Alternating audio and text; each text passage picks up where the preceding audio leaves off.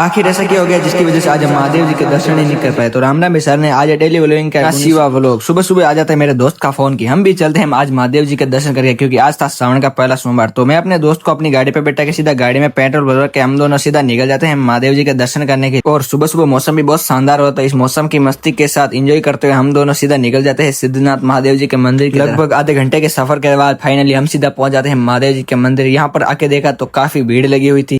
इस भीड़ को टालते हुए हम भी सीधा लॉन कट से शॉर्टकट लेते हुए फाइनली सीधा पहुंच जाते हैं मंदिर के सीढ़ियों तक। सीढ़ियों तक पहुंचने के बाद जो मजा आ रहा था और जो मौसम था वो तो बहुत ही लाजवाब और शानदार था। बाद में हम प्रवेश करते हैं सीधा इस मंदिर के अंदर। यहाँ प्रवेश करने के बाद हमारे से बोला जाता है बेल्ट खोलने को, तो हम उतारते हैं यहाँ पर बेल्ट। उतारने के बाद हम सीधा चला जाते हैं अंदर दर्शन करने के लिए। यहाँ पर हमको मिलती है प्रसादी। बाद में हम भी लग जाते हैं महादेव जी के दर्शन करने के लिए लाइन में। और लाइन में लगने पर इन भैया के पैर में आ चुकी थी चोट, तो हम जैसे तैसे करके सीधा लाइन तोड़ के सीधा चला जाते हैं आगे, क्योंकि इन भैया के पैर पर लगी हुई थी चोट, तो हमारे दर्शन नहीं हो पाते हैं। बाद में हम बाहर ही महादेव जी को मनाते हैं और बनाने लगते हैं अपने लिए घर। बाद में हमको मिलता है वानर और हम इसको देते हैं एक चॉकलेट। बाद में चॉकलेट लेने के बाद हमें बोलते हैं इन भैया को मेरे कुछ फोटोज और वीडियो लेने के लिए, तो हम लेते हैं यहाँ पर अपने फोटोज और वीडियो। बाद में सीधा आगे चलकर देखा तो यहाँ पर बनी हुई थी गुफा, और गुफा के ऊपर से जो नजारा था बहुत ही शानदार था। बाद में बाहर बनी हुई थी मूर्ति, तो हम इन्हीं का ही दर्शन करके सीधा निकल जाते हैं बाहर की तरफ। यहाँ पर बनी हुई समाधियां, और इन समाधियों का दर्शन करने के बाद यहाँ का नजारे का आनंद करते हुए हम भी सीधा वापस निकल जाते हैं नीचे की तरफ। नीचे आके देखा तो हमारे को दिखता है 100 साल पुराना एक पुल। इस पुल को देखने के बाद हम भी सीधा निकल जाते हैं अपने घर की तरफ। और रास्ते में देखा तो आ चुकी थी जोरदार बारिश, और इस बारिश में हम भी रुक जाते हैं इन भुट्टे वाले भैया से भुट्टा खाने के लिए।